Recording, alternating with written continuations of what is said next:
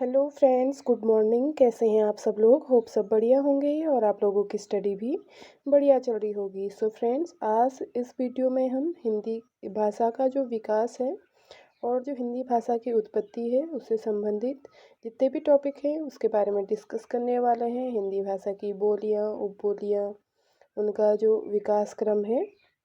So please आप लोग video में बने रहिए। अगर आप लोगों को वीडियो पसंद आती है तो वीडियो को लाइक, शेयर और सब्सक्राइब करना ना भूलें। देखिए, भाषा क्या होती है? भाषा संस्कृत की भाष धातु से बनी है जिसका अर्थ है व्यक्तवाणी, अर्थात जो व्यक्तवाणी के रूप में अभिव्यक्त की जाती है भाषा कहलाती है। देखिए, जो भाषा है वो संस्कृत की भाष धातु से बनी है जिसका अर्थ क्या होता है? व्यक्त वाणी मीन्स किसी चीज़ को व्यक्त करना। व्यक्त करने के लिए जो वाणी का हम प्रयोग करते हैं उसी को भाषा कहते हैं। कामता प्रसाद गुरु के अनुसार भाषा वह साधन है जिसके द्वारा मनुष्य अपने विचार दूसरों पर भलीभांति प्रकट कर सकता है और दूसरों के विचार आप स्पष्टतया समझ सकते हैं।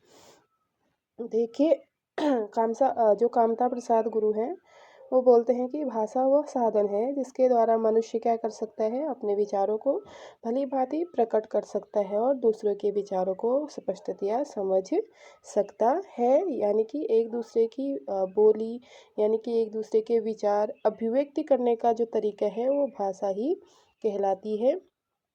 सामान्य शब्दों में भाषा वह साधन है जिसके माध्यम से हम अपने भावों एवं विचारों का आदान प्रदान करते हैं।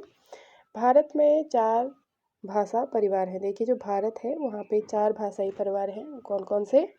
भारोपी, द्रविड़, आस्ट्रिक और चीनी तिब्बती, ये 4 भाषाई परिवार हैं। हिंदी भारोपी परिवार की भाषा है और इन चारों में से जो हिंदी है वो भारोपी परिवार की भाषा है। रूप या आकृति के आधार पर हिंदी वियोगात्मक व विश्लिष्ट भाषा है। हिंदी भाषा का विकास क्रम हम देख लेते हैं। देखिए, ये विकास क्रम एग्जाम में पूछा जाता है, ये मोस्ट इम्पोर्टेंट है।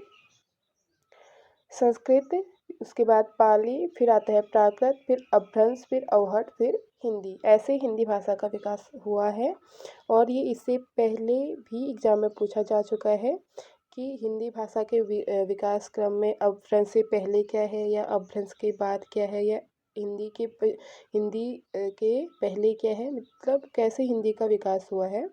इस टाइप का क्वेश्चन बनता है। सो प्लीज़ आप इसको नोट कीजिएगा और इसको याद कीजिएगा। हिंदी की आदि जननी संस्कृत को कहते हैं और जो संस्कृत है उसको हिंदी की आदि जननी कहा जाता है।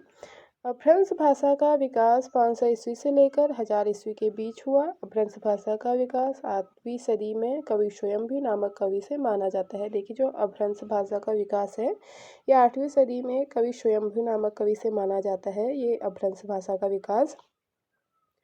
अपभ्रंश भाषा का वाल्मीकि स्वयंभू को कहा जाता है। इनकी रचना पौंचरियाराम काव्य ये अपभ्रंश में लिखी गई है। देखिए, जो अपभ्रंश भाषा है इसका वाल्मीकि स्वयंभू को ही कहा जाता है जिन्होंने क्या किया था? अपभ्रंश का विकास किया था। और जो स्वयंभू है इनकी रचना क्या क्या है? पौंचरियाराम काव्य अपभ्रंश भाषा में लिखी गई है। अपभ्रंश का अपभ्रंश या परवर्ती अपभ्रंश अवहट को कहा जाता है। अवहट का कालखंड 900 ईस्वी से 1100 ईस्वी के बीच माना जाता है। विद्यापति व दामोदर पंडित ने अपनी रचनाओं में अपनी भाषाओं को अवहट कहा है। विद्यापति की रचना कीर्तिलता व कीर्तिपता का अवहट भाषा में है। हिंदी भाषा के इतिहास का आरंभ अपभ्रंश से माना जाता है। अपभ्रंश से विकसित भारतीय आर्य भाषाएं हम देख लेते हैं। देखिए, अब यहाँ पे देखिएगा अपभ्रंश के भेद। जो अपभ्रंश है, जो अपभ्रंश भाषा है उसके कौन कौन से भेद होते हैं, इसी टाइप के क्वेश्चन फ्रेंड एग्जाम में बनते हैं। देखिए, सौरसैनी अपभ्रंश, इसमें कौन कौन सी हमारी भाषाएं आती हैं?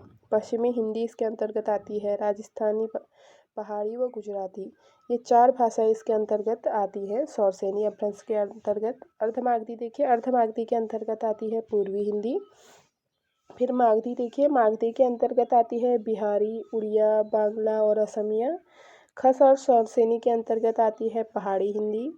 ब्राज़्ट के अंतर्गत आती है सिंधी, महाराष्ट्र के अंतर्गत आती है मराठी, पैसाची के अंतर्गत आती है पंजाबी। तो इसी प्रकार से आप चार्ट बना के इन चीज़ों को नोट कर लीजिएगा और याद कर लीजिएगा, क्योंकि इसी टाइप से क्वेश्चन पूछते हैं कि जैसे निम्न में से कौन सी जो भाषा है वो शौरसेनी अपभ्रंश के अंतर्गत आती है। वहाँ पे ऑप्शन दे देगा पश्चिमी हिंदी, पूर्वी हिंदी, बिहारी, उड़िया।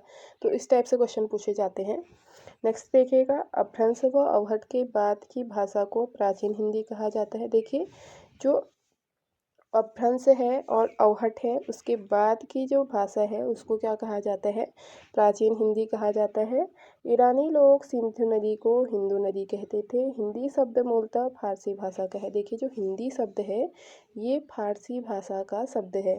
हिंदी में हम वतन है हिंदुस्तान हमारा, इनकलाब ने, हाँ ये देखिए जो हिंदी है हम वतन है हिंदुस्तान हमारा, जो एक गीत है ये इकबाल के द्वारा लिखा गया है, इसको भी नोट कर लीजिएगा। अब देखिए हिंदी भाषा की उपभाषाएं। हिंदी भाषा की 5 उपभाषाएं व सत्र बोलियां हैं। हिंदी भाषी क्षेत्र के अंतर्गत देश के 9 राज्य व दिल्ली के पे देखिएगा, जो हिंदी भाषा है उसकी 5 उपभाषाएं व सत्र बोलियां हैं। हिंदी भाषी क्षेत्र के अंतर्गत देश के 9 राज्य व दिल्ली केंद्र शासित प्रदेश आते हैं। देखिए, जो 9 राज्य व दिल्ली केंद्र शासित प्रदेश हमारा क्या है, हिंदी भाषी क्षेत्र है। बोली का विकास क्रम। देखिए, अभी हमने भाषा का विकास क्रम पढ़ा था। अब बोली का विकास क्रम कैसे होता है, पहले तो बोली होती है, फिर उपभाषा, फिर भाषा। बोली का विकास क्रम इस टाइप से होता है। पहले देखिएगा, किसी स्पेसिफिक या पर्टिकुलर क्षेत्र के अंतर्गत जो बोला जाता है उसे बोली कहते हैं। फिर उसका क्षेत्र थोड़ा सा विस्तृत हो जाता है, वो उपभाषा के अंतर्गत आती है। और जब उसका क्षेत्र अत्यधिक विस्तृत हो जाता है तो नेक्स्ट देखिएगा, सर्वप्रथम जॉर्ज अब्राहम गियर्सन ने 1888 में modern vernacular literature of Hindustan में हिंदी उपभाषा व बोलियों का वर्णन किया है। देखिए, जो हिंदी उपभाषा व बोलियां हैं इनका वर्णन सर्वप्रथम किसने किया था, जॉर्ज अब्राहम गियर्सन ने किया था। कब किया था, 1888 में। और किस में किया था, modern vernacular literature of Hindustan में इन्होंने हिंदी भाषा की उपभाषा व बोलियों का वर्णन किया था। बोली क्या होती है, किसी एक छोटे क्षेत्र में बोली जाने वाली भाषा में साहित्य की रचना नहीं होती है, वो क्या कहलाती है, बोली कहलाती है। और उपभाषा क्या होती है, उपभाषा किसी बोली में जब साहित्य रचा या लिखा जाता है और बोली का क्षेत्र सूक्ष्म न होकर विस्तृत हो जाता है, उसे उपभाषा वो होती है जिसमें क्या है, साहित्य की रचना किया जाता है, उसे उपभाषा कहा जाता है। जबकि बोली में साहित्य की रचना नहीं होती है। भाषा क्या कहलाता है, जब किसी उपभाषा का क्षेत्र विस्तृत हो जाता है और उसमें साहित्य की रचना विस्तृत रूप में होती है, उसे भाषा कहा जाता है। जॉर्ज गियर्सन ने 1894 में भारतीय भाषाओं का सर्वेक्षण किया, जिसके तहत उन्होंने अ लिंग्विस्टिक सर्वे ऑफ इंडिया ग्रंथ की उन्होंने रचना की थी। ये जॉर्ज गियर्सन ने कब किया था, 1894 में किया था। अब देखिए, पश्चिमी हिंदी की अगर हम बात करें, पश्चिमी हिंदी की सभी बोलियों का विकास शौरसेनी अपभ्रंश से हुआ है। देखिए, जो पश्चिमी हिंदी है इसकी जितनी भी बोलियां हैं इसका विकास शौरसेनी अपभ्रंश से हुआ है। इस हिंदी की 5 बोलियां हैं, कौरवी, ब्रजभाषा, हरियाणवी, बुंदेली और कन्नौजी। देखिए, ये मोस्ट इम्पोर्टेंट टॉपिक है, इसको आप लोगों ने याद रखना है। पश्चिमी हिंदी की जो बोलियां हैं उनका विकास शौरसेनी अपभ्रंश से हुआ है। और इनकी बोलियां कितनी हैं, 5 बोलियां हैं। कौन कौन सी, कौरवी, ब्रजभाषा, हरियाणवी, बुंदेली और देखिएगा कौरवी या खड़ी बोली। इस भाषा का मूल नाम कौरवी था। साहित्य भाषा बनने के बाद खड़ी बोली नाम पड़ा। राहुल सांस्कृत्यायन ने इसे कौरवी नाम दिया। देखिए, जो कौरवी या खड़ी बोली है इसका पहले खड़ी बोली नाम था और राहुल सांस्कृत्यायन ने इनको क्या दिया था, कौरवी नाम दिया था, कौरवी भाषा को। खड़ी बोली का अन्य नाम, ये जो खड़ी बोली है इसका अन्य नाम क्या है, सरहिंदी भी है। खड़ी बोली मेरठ, बिजनौर, मुरादाबाद आदि क्षेत्रों में बोली जाती है। मेरठ की खड़ी बोली मानक भाषा मानी गई है। देखिए, जो मेरठ की खड़ी बोली है इसको मानक भाषा माना गया है। ब्रजभाषा, अब बात करेंगे ब्रजभाषा की। इसका विकास शौरसेनी अपभ्रंश से हुआ है। वह ब्रजभाषा का मुख्य क्षेत्र मथुरा है। आप लोगों को पता ही होगा कि जो ब्रज भाषा बोली जाती है मोस्ट ऑफ द टाइम ये कहाँ बोली जाती है, मथुरा के अलावा ये कहाँ कहाँ बोली जाती है, आगरा में, बरेली में, बदायूं, एटा, गुड़गांव आदि क्षेत्रों में ब्रजभाषा बोली जाती है। लेकिन तो ज़्यादा ब्रजभाषा बोली जाती है ये मथुरा में बोली जाती है। ब्रजभाषा पश्चिमी हिंदी की प्रमुख बोली है। देखिए जो ब्रज भाषा है ये क्या है, पश्चिमी हिंदी की प्रमुख बोली है। देश के बाहर तजुकिस्तान में ब्रजभाषा बोली जाती है। देखिए जो हमारे कंट्री में तो इतने जगहों में मथुरा, आगरा, बरेली, बदायूं, एटा, गुड़गांव में ब्रजभाषा बोली जाती है, लेकिन हमारे देश से बाहर तजुकिस्तान में भी ब्रजभाषा बोली जाती है। यह कृष्ण भक्ति काव्य की एकमात्र भाषा है जिसको चरम पर पहुंचाने का कार्य सूरदास जी ने किया था। देखिए जो ब्रज भाषा है ये कृष्ण भक्ति काव्य की क्या है, एकमात्र भाषा है। और इसका जो most of the time use किया था जिसको, ये किया था सूरदास जी ने। और इन्होंने ब्रज भाषा का उपयोग करके ग्रंथों का निर्माण किया था। जैसे कृष्ण भक्ति काव्य की हम अगर बात करें तो वो भी हमारी किसमें है, ब्रज भाषा में लिखी गई है। बंगाल में ब्रजभाषा को ब्रजबुली, असम में ब्रजावली कहा जाता है। देखिए ब्रजभाषा को बंगाल में ब्रजभाषा कहा जाता है, ब्रजबुली कहा जाता है, व असम में ब्रजावली कहा जाता है। ब्रजभाषा साहित्य का प्रथम उपलब्ध ग्रंथ प्रद्युम्न चरित्र है जिसके रचनाकार सुधीर अग्रवाल थे। देखिए जो ब्रजभाषा साहित्य का प्रथम उपलब्ध ग्रंथ है साहित्य का, वो किसके द्वारा लिखी गई थी, सुधीर अग्रवाल के द्वारा लिखी गई थी, जो थी प्रद्युम्न चरित।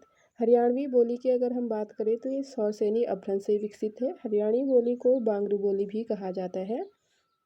कन्नौजी बोली सौरसेनी अपभ्रंश से विकसित, यह कानपुर, इटावा व पीलीभीत में बोली जाती है। जो कन्नौजी बोली है, देखिए ये कहाँ कहाँ कहाँ बोली जाती है, कानपुर, इटावा व पीलीभीत में बोली जाती है। और ये भी इसका विकास भी सौरसेनी अपभ्रंश से हुआ है। बुंदेली बोली की अगर हम बात करें तो सौरसेनी अपभ्रंश से विकसित या झांसी व ग्वालियर क्षेत्र में बोली जाती है।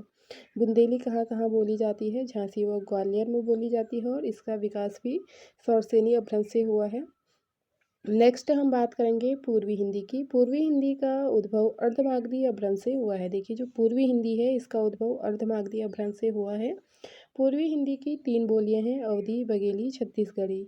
अवधी, बघेली, छत्तीसगढ़ी, इसको एज इट एज इसको याद करना पड़ेगा आप लोगों को, क्योंकि ये मोस्ट इम्पॉर्टेंट है एग्ज़ाम के पॉइंट ऑफ व्यू से। अवधी बोली इसका मुख्य केंद्र अयोध्या है। देखिए जो अवधी बोली है ये कहाँ बोली जाती है, अयोध्या में बोली जाती है। इंडिया में, देश के बाहर फिजी में अवधी बोली जाती है, और हमारे कंट्री से बाहर फिजी में भी अवधी भाषा बोली जाती है। नेक्स्ट देखिएगा, मलिक मोहम्मद जायसी की पद्मावत व तुलसीदास की रामचरितमानस अवधी भाषा में रचित है। देखिए जो मलिक मोहम्मद जायसी की पद्मावत है ग्रंथ, वो भी अवधी भाषा में लिखी गई है, और तुलसीदास जी की जो रामचरितमानस है वो भी अवधी भाषा में लिखी गई है। मैं रचित अवधी की पहली रचना चंदायन या लोर कहा मानी जाती है, जिसके रचनाकार मुल्ला दाऊद थे। देखिए इसके अलावा जो अवधी भाषा में प्रथम रचना मानी जाती है वो मानी जाती है चंदायन या लोर कहा, जो किसकी है, मुल्ला दाऊद की रचना है। उसके बाद देखिए बघेली भाषा बोली की अगर हम बात करें तो यह बोली छत्तीसगढ़ के रीवा क्षेत्र में बोली जाती है। छत्तीसगढ़ी बोली की बात करें तो इस बोली का क्षेत्र रायगढ़, कोरबा व रायपुर सरजुगा है। अब नेक्स्ट अगर हम बात करें तो राजस्थानी हिंदी की अगर हम बात करें, राजस्थानी हिंदी का उद्भव सौरसेनी अपभ्रंश से हुआ है। राजस्थानी हिंदी की 4 बोलियां हैं, कौन कौन सी, मारवाड़ी जो पश्चिमी राजस्थानी में आती है, यह बोली अजमेर, जोधपुर, जैसलमेर, बीकानेर और किशनगढ़ व मेवाड़ क्षेत्र में बोली जाती है। मीराबाई के पद भी इसी बोली में प्राप्त होते हैं। देखिए जो मारवाड़ी पश्चिमी राजस्थानी क्षेत्र में बोली जाती है, तो जो मीराबाई थी उनके पद भी हमें इसी बोली में प्राप्त हुए हैं। नेक्स्ट देखिएगा जयपुरी व ढुढाणी, जो पूर्वी राजस्थानी में बोले जाते हैं, इसे जयपुरी व ढुढाणी भी कहा जाता है। इसका मुख्य केंद्र जयपुर है। यह बोली अजमेर, किशनगढ़ आदि क्षेत्रों में बोली जाती है। उसके बाद है मेवाती, उत्तरी राजस्थानी। उत्तरी राजस्थानी भी इस बोली को कहा जाता है। मालवी, इसे दक्षिणी राजस्थानी कहा जाता है। मालवी का मुख्य क्षेत्र मालवा है। इसके अलावा यह बोली इंदौर, उज्जैन, देवास, होशंगाबाद आदि क्षेत्रों में बोली जाती है। अगर नेक्स्ट हम बात करें तो बिहारी हिंदी मागधी अपभ्रंश से विकसित है। बिहारी की 3 बोलियां हैं, भोजपुरी, मागधी अपभ्रंश से विकसित हुई भोजपुर गांव के आधार पर इस बोली का नाम भोजपुरी पड़ा था। भोजपुरी बोली हिंदी भाषा क्षेत्र में सर्वाधिक बोली जाती है। देखिए जो भोजपुरी भाषा है ये हिंदी भाषा क्षेत्र में सर्वाधिक बोली जाती है। नेक्स्ट देखिएगा, भोजपुरी बोली बनारस, जौनपुर, गाजीपुर, मिर्ज़ापुर, गोरखपुर व देवरिया, चंपारण, बलिया, आजमगढ़ आदि क्षेत्रों में बोली जाती हैं। भोजपुरी बोली का विकास सूरीनाम, मॉरिशस व गुयाना आदि देशों में भी हुआ है। भोजपुरी बोली का शेक्सपियर भिखारी ठाकुर को कहा जाता है। ये मोस्ट इम्पॉर्टेंट टॉपिक है यहाँ पे। देखिए जो भोजपुरी बोली का शेक्सपियर कहा जाता है ये भिखारी ठाकुर को कहा जाता है। राहुल सांस्कृत्यायन ने भिखारी ठाकुर को अनगढ़ हीरा कहा है। देखिए जो राहुल सांस्कृत्यायन है इन्होंने भिखारी ठाकुर को किस नाम से संबोधित किया है, उन्होंने कहा है उनको अनगढ़ हीरा कहा है। मैथिली बोली की अगर हम बात करें, इस बोली की लिपि देवनागरी व तिरहुता है। मैथिली बोली के विकास के प्रमुख योगदान विद्यापति का है। इनकी रचना पदावली मैथिली भाषा में रचित मुक्तक काव्य है। देखिए जो मैथिली बोली है इसका विकास का जो क्रम है इसमें प्रमुख योगदान विद्यापति का है। इनकी रचना पदावली मैथिली भाषा में ही रचित है, जो क्या है एक मुक्तक काव्य है। नागार्जुन वैद्यनाथ मिश्र ने पारोपन्यास की रचना मैथिली में की है। मैथिली बोली हिंदी की एकमात्र बोली है जिसे संविधान की 8वीं अनुसूची में 92 संविधान संशोधन 2003 में शामिल किया गया। देखिए जो मैथिली बोली है ये हिंदी की एकमात्र बोली है जिसे क्या किया गया 8वीं अनुसूची के तहत 92 संविधान संशोधन 2003 में शामिल इसको। पांचवा हम देखेंगे पहाड़ी हिंदी। इस हिंदी के दो भाग हैं, पश्चिमी पहाड़ी और मध्यवर्ती पहाड़ी। पश्चिमी पहाड़ी हिंदी जौनसार, सिरमौर, शिमला, मंडी व चंबा के आसपास के क्षेत्र में बोली जाती है। सौरसेनी अपभ्रंश से इस बोली में लोक साहित्य पर्याप्त मात्रा में उपलब्ध है। उसके बाद मध्यवर्ती पहाड़ी हिंदी में गढ़वाली व कुमाऊनी बोली आती है, अतः यह दो बोलियों का सामूहिक रूप है। देखिए जो हमारी गढ़वाली और कुमाऊनी बोली आती है ये मध्यवर्ती पहाड़ी के अंतर्गत आती है। अब हम देखेंगे हिंदी भाषा का विकास। भाषा के लिए हिंदी शब्द का सबसे प्राचीनतम प्रयोग सफरुद्दीन ने जफरनामा में मिलता है। देखिए जो भाषा के लिए हिंदी शब्द का जो सबसे प्राचीन हमें प्रयोग मिलेगा, भाषा के लिए हिंदी शब्द का जो सबसे प्राचीन प्रयोग हमें मिलता है वो सफरुद्दीन के जफरनामा से मिलता है।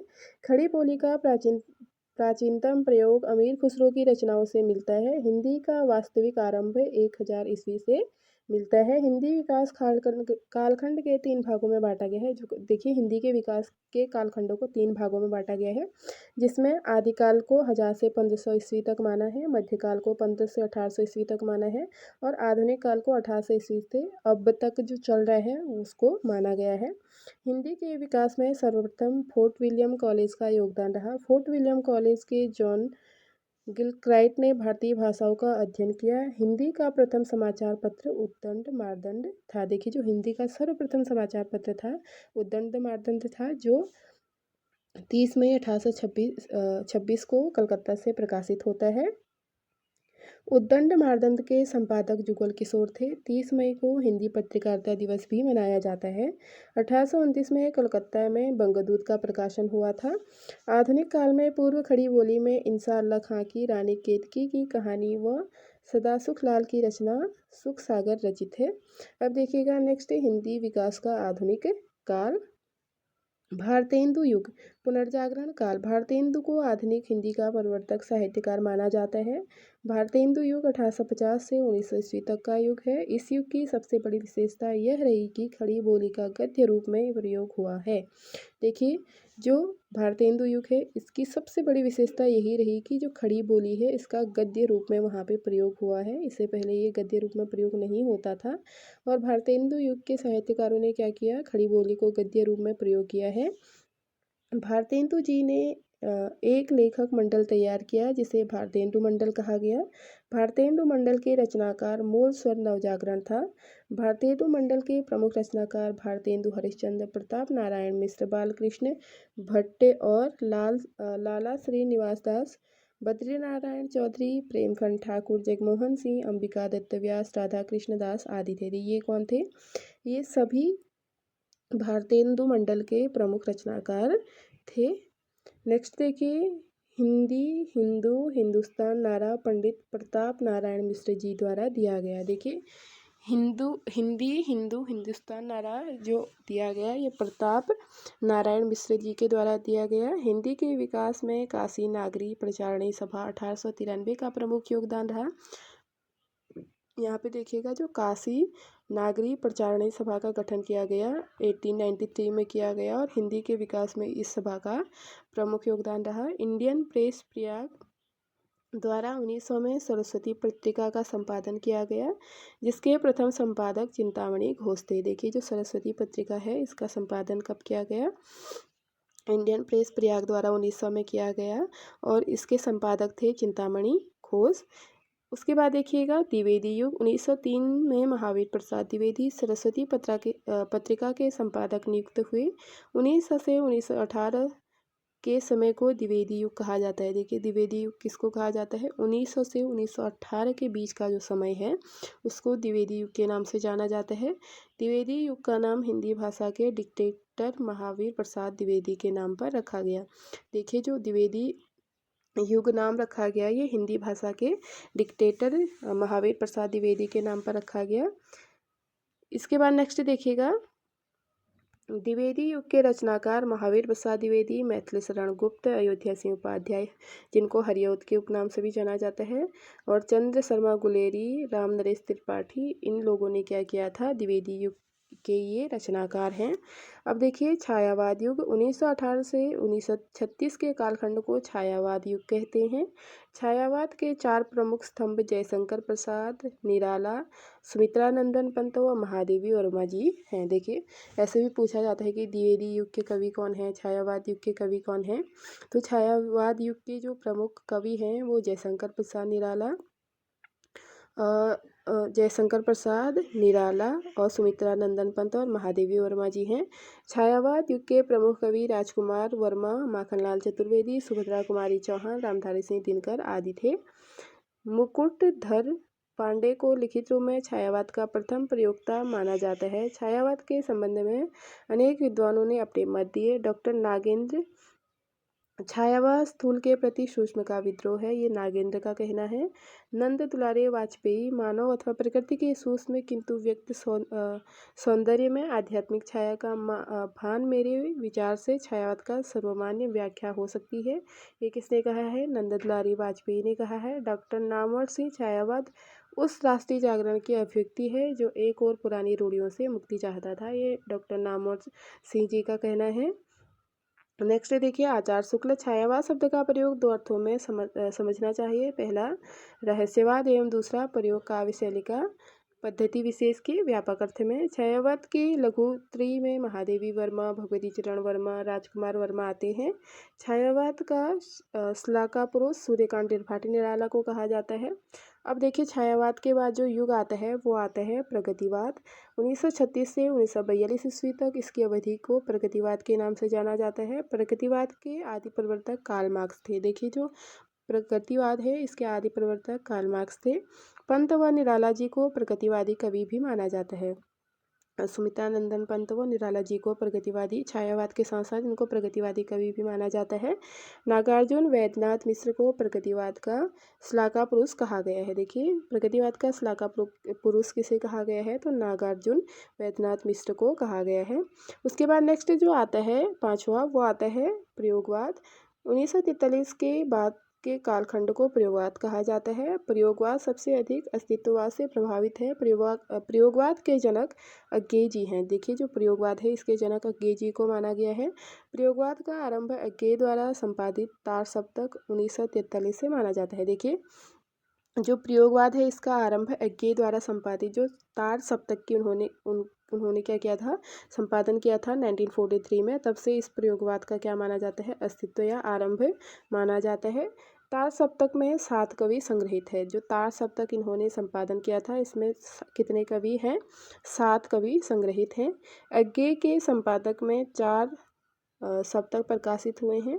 एक है तार सप्तक 1943 में, दूसरा सप्तक 1951 में, तीसरा सप्तक 1959 में, चौथा सप्तक 1979 में। अब देखिए हिंदी के विकास के अन्य प्रमुख योगदान। नागरी प्रचारणी सभा की स्थापना 1893 में वाराणसी में हुई और प्रगतिशील लेखक संघ की स्थापना 1936 में लखनऊ में हुई थी। नागरी प्रचारणी सभा के संस्थापक सदस्य श्याम सुंदर दास, रामनारायण मिश्र व शिव कुमार थे।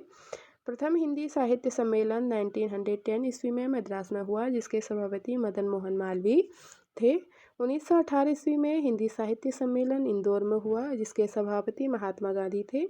इस सम्मेलन में गांधी जी ने राष्ट्रभाषा हिंदी का समर्थन किया था। देखिए 1918 ईस्वी में हिंदी साहित्य सम्मेलन इंदौर में हुआ था, जिसके सभापति कौन थे? महात्मा गांधी थे। और इस सम्मेलन में महात्मा गांधी ने क्या किया? राष्ट्रभाषा हिंदी का समर्थन किया था। बिहार विद्यापीठ की स्थापना पटना में 1921 में हुई। दक्षिण भारत हिंदी प्रचार सभा हिंदी साहित्य सम्मेलन का नया नाम था। इसकी स्थापना 1927 में मद्रास में हुई थी। हिंदी विद्यापीठ की स्थापना 1929 में देवधर में हुई। राष्ट्रभाषा प्रचार समिति की स्थापना 1936 में वर्धा में हुई थी।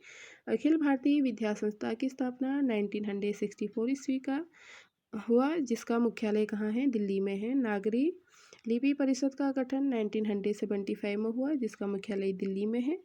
हिंदी में हिंदी प्रचारक के रूप में गांधी जी ने सर्वप्रथम अपने पुत्र देवदास गांधी को मद्रास भेजा था। देखिए दक्षिण में हिंदी प्रचारक के रूप में महात्मा गांधी ने अपने पुत्र को ही कहाँ भेजा था? मद्रास भेजा था। अब नेक्स्ट यहाँ पे हम देखेंगे राजभाषा के रूप में हिंदी भाषा का विकास। हिंदी को 14 सितंबर 1949 को संवैधानिक रूप में राजभाषा घोषित किया गया था। देखिए हिंदी को संवैधानिक रूप से राजभाषा कब घोषित किया गया था? तो 14 सितंबर 1949 को किया गया था। 14 सितंबर को प्रत्येक वर्ष हिंदी दिवस के रूप में मनाया जाता है। और ये भी आप लोग याद रखिए कि 14 सितंबर को क्या मनाया जाता है? हर वर्ष हिंदी दिवस के रूप में मनाया जाता है। मैकाले के काल में स्वतंत्रता तक अंग्रेजी राजभाषा थी, जबकि अकबर के समय फारसी राजभाषा थी। संविधान सभा में हिंदी को राजभाषा बनाने का प्रस्ताव गोपाल स्वामी अयंगर ने रखा था। देखिए जो संविधान में हिंदी को राजभाषा बनाने का प्रस्ताव रखा था सर्वप्रथम, ये किसने रखा था? गोपाल स्वामी अयंगर जी ने रखा था। संविधान में अनुच्छेद 343 के तहत संघ की राजभाषा हिंदी व लिपि देवनागरी है। संविधान के अनुच्छेद 344 में राजभाषा आयोग व संसद की समिति का उल्लेख किया गया है। आर्टिकल 343 में क्या है कि राजभाषा हमारी हिंदी होगी और उसकी लिपि क्या होगी? देवनागरी होगी। और आर्टिकल 344 में हमारा क्या है? राजभाषा आयोग व संसद की समिति का उल्लेख किया गया है। प्रथम राजभाषा आयोग के गठन का आदेश जून 1955 को जारी हुआ था। राजभाषा आयोग के अध्यक्ष बाल गंगाधर खरे थे। आयोग की प्रथम बैठक 15 जुलाई 1955 को हुई। संसदीय भाषा समिति जीवी पंत के नेतृत्व में 1957 में ये गठित हुई थी। अनुच्छेद 346 के तहत राज्यों के बीच या संघ व राज्यों के बीच शासकीय प्रयोजनों के लिए प्रयुक्त भाषा वही होगी जो संघ की होगी। ये आर्टिकल भी आप लोगों को नोट करने हैं और याद करने हैं। आर्टिकल 348 में उच्चतम में उच्च न्यायालयों के अधिनियमों व विधेयकों में प्रयुक्त होने वाली भाषा का उल्लेख है। और आर्टिकल 351 में हिंदी विकास के लिए निर्देशों का उल्लेख किया गया है। और आर्टिकल 120 के तहत संसद में प्रयुक्त की जाने वाली भाषा का उल्लेख है। आर्टिकल 210 में के तहत राज्य विधानमंडल में प्रयुक्त की जाने वाली भाषा है। संविधान के भाग 17 के अनुच्छेद 343 में से अनुच्छेद 351 तक। देखिए संविधान के भाग 17 के अनुच्छेद 343 से अनुच्छेद 351 तक 8वीं अनुसूची में राजभाषा का उल्लेख हमें मिलता है। राजभाषा अधिनियम 1963 व 1967 में पारित हुआ था। राजभाषा अधिनियम 1963 26 जून 1965 से लागू हुआ। देखिए जो 1963 में क्या हुआ था? इसको पारित किया गया था। तो ये लागू कब से हुआ? 26 जून 1965 से लागू हुआ। राजभाषा अधिनियम 1963 में 9 धाराएं हैं। देखिए जो राजभाषा अधिनियम 1963 है, इसमें 9 धाराएं हैं। राजभाषा विभाग की स्थापना 1975 में हुई, जो शिक्षा मंत्रालय के अधीन है। साहित्य अकादमी की स्थापना 1954 में दिल्ली में हुई, जो शिक्षा मंत्रालय के ही अधीन है। राजभाषा विधायी आयोग 1965 से 1975 तक गृह मंत्रालय के अधीन था, किंतु 1975 में ये कानून मंत्रालय के अधीन आ गया। नेक्स्ट देखिए, नेशनल बुक ट्रस्ट की स्थापना 1957 में हुई, जो दिल्ली में हुई। केंद्रीय हिंदी निदेशालय की स्थापना 1960 में हुई। केंद्रीय अनुवाद ब्यूरो की स्थापना 1971 में हुई, जो गृह मंत्रालय के अधीन था। केंद्रीय हिंदी संस्थान आगरा में स्थित है और संविधान के 8वें अनुसूची में 22 भाषाओं का हमें उल्लेख देखने को मिलता है। असमिया, ये 22 भाषाएं कौन कौन सी हैं? असमिया, बांग्ला, गुजराती, हिंदी, कन्नड़, कश्मीरी, मलयालम, मराठी, उड़िया, पंजाबी, संस्कृत, तमिल, तेलुगु, उर्दू, सिंधी, कोंकणी, मणिपुरी, नेपाली, बोडो, डोगरी, मैथिली व संथाली। अब देखिए, पूर्व में ये कितनी थी? ये 14 थी, बाद में धीरे धीरे ऐड हुई तो इनको 22 किया गया। देखिए, 21वां संविधान संशोधन 1967 में 8वें अनुसूची में सिंधी को जोड़ा गया। जब 21वां संविधान संशोधन 1967 हुआ, सर्वप्रथम इसमें 8वीं अनुसूची में किसको जोड़ा गया? सिंधी भाषा को जोड़ा गया। 71वें संविधान संशोधन 1992 8वीं अनुसूची में कोंकणी, मणिपुरी, नेपाली को जोड़ा गया। और 92 संविधान संशोधन 2003 के तहत बोडो, डोगरी, मैथिली व संथाली को 8वीं अनुसूची में जोड़ा गया। इसको एज अ बोर्ड मास आप याद रख सकते हैं। बोडो, डोगरी, मैथिली, संथाली। उसके बाद देखिएगा, 97वें संविधान संशोधन में उड़िया भाषा का नाम परिवर्तन करके ओडिया कर दिया गया। और 97वें संविधान संशोधन में क्या किया? जो उड़िया भाषा थी उसका नाम परिवर्तन करके उसको ओडिया कर दिया गया था। अब यहाँ पे देखिएगा, विश्व हिंदी सम्मेलन। विश्व हिंदी सम्मेलन का उद्देश्य यूएनओ की भाषाओं में हिंदी को स्थान दिलाना था। पहला विश्व हिंदी सम्मेलन 10 से 14 जनवरी 1975 को नागपुर में हुआ। दूसरा विश्व हिंदी सम्मेलन 1976 में पोर्ट लुइस मॉरिशस में हुआ था। तीसरा विश्व हिंदी सम्मेलन 1983 में नई दिल्ली में हुआ। और 6वां लंदन में, 7वां सूरीनामा में, 8वां विश्व हिंदी सम्मेलन न्यूयॉर्क में हुआ था। 9वां विश्व हिंदी सम्मेलन जो कहाँ हुआ था? हार्सबर्ग में हुआ था। 10वां विश्व हिंदी सम्मेलन 2015 को भोपाल में हुआ था। 11वां विश्व हिंदी सम्मेलन 2018 में मॉरिशस की राजधानी पोर्ट लुइस में हुआ था। 12वां विश्व हिंदी सम्मेलन 2021 में मध्य प्रदेश के देवास में हुआ था। अभी तक मॉरिशस में 3 बार विश्व हिंदी सम्मेलन हो चुके हैं। देखिए, सर्वप्रथम सर्वाधिक बार विश्व हिंदी सम्मेलन जो हुए हैं मॉरिशस में हुए हैं। कितनी बार हो गया है वहाँ पे? 3 बार हो गया है। अब देखिए, परीक्षा उपयोगी महत्वपूर्ण तथ्य, थोड़ा सा इसको देख लेते हैं। संस्कृत भाषा की अपभ्रंश है। देखिए, अभी हमने पढ़ा था आगे, उसको आप लोग अच्छे से नोट कर लीजिएगा। तो संस्कृत भाषा की अपभ्रंश क्या है? पाली है। इसी टाइप के क्वेश्चन एग्जाम में भी बनते हैं। अपभ्रंश को पुरानी हिंदी किसने कहा? तो ये चंद्र शर्मा गुलेरी ने कहा था। अपभ्रंश व पुरानी हिंदी के मध्य के समय के काल को कहा जाता है संक्रांति काल। बांग्ला, बिहारी, उड़िया भाषाओं का उद्भव किस अपभ्रंश से हुआ? तो ये मागधी भाषा से हुआ। मागधी अपभ्रंश से हुआ था। बनारस क्षेत्र की बोली को कहा जाता है तो इसको काशिकी कहा जाता है। हिंदी का प्रथम कवि कौन थे? तो ये सरहपाद थे। हिंदी का प्रथम मौलिक नाटक क्या है? तो नहुस है। हिंदी का प्रथम उपन्यास परीक्षा गुरु लाला श्रीनिवास दास की ये है। हिंदी की प्रथम मौलिक कहानी इंदुमती की है, किशोरी लाल गोस्वामी जी की ये है। देखिए, हिंदी की जो प्रथम मौलिक कहानी इंदुमती है और किसकी रचना है? किशोरी लाल गोस्वामी जी की है। हिंदी का प्रथम महाकाव्य पृथ्वीराज रासो है, जो चंद्रप्रदाई जी की है। हिंदी का प्रथम दैनिक पत्र समाचार सुधावर्षण है। हिंदी की प्रथम पत्रिका क्या है? संवाद कौमुदी है। प्रेमचंद की प्रथम कहानी है पंच परमेश्वर। हिंदी की प्रथम कवित्री है मीराबाई। तार सप्तक में सम्मिलित महिला कवित्री है शकुंतला माथुर व सुमन राजे। मीराबाई के गुरु का नाम था रैदास और तुलसीदास जी के गुरु का नाम था नरहरिदास। ये भी एग्जाम में एक बार पूछा गया है। नेक्स्ट देखिए, वैशेषिक दर्शन के प्रवर्तक कौन है? तो कणाद है। अब देखिए, यहाँ पे है अष्टछाप के कवि। ये अष्टछाप के कवि भी काफ़ी इम्पोर्टेंट है। वल्लभाचार्य के शिष्य और विट्ठल के शिष्य। वल्लभाचार्य के शिष्य के अंदर देखिएगा, कुंभन दास, परमानंद दास, सूरदास और कृष्णदास। और विट्ठल दास के शिष्य हैं छीत स्वामी, गोविंद स्वामी, चतुर्भुज दास और नंददास। सो फ्रेंड्स, ये था हमारा हिंदी का मोस्ट इम्पॉर्टेंट टॉपिक, हिंदी के विकास क्रम से संबंधित, उसकी बोली, भाषा व उपभाषाओं से संबंधित। अगर आप लोगों को वीडियो पसंद आती है, अगर आप लोगों को वीडियो थोड़ी सी भी हेल्पफुल लगती है, सो प्लीज़ वीडियो को लाइक शेयर और सब्सक्राइब करना ना भूलिए। मिलती हूँ एक नई वीडियो के साथ, तब तक के लिए बाय बाय। और आप लोग इसको अच्छे से नोट्स बना के लिख लीजिएगा और इसका रिवीजन की भी कर लीजिएगा। Thank you so much for watching.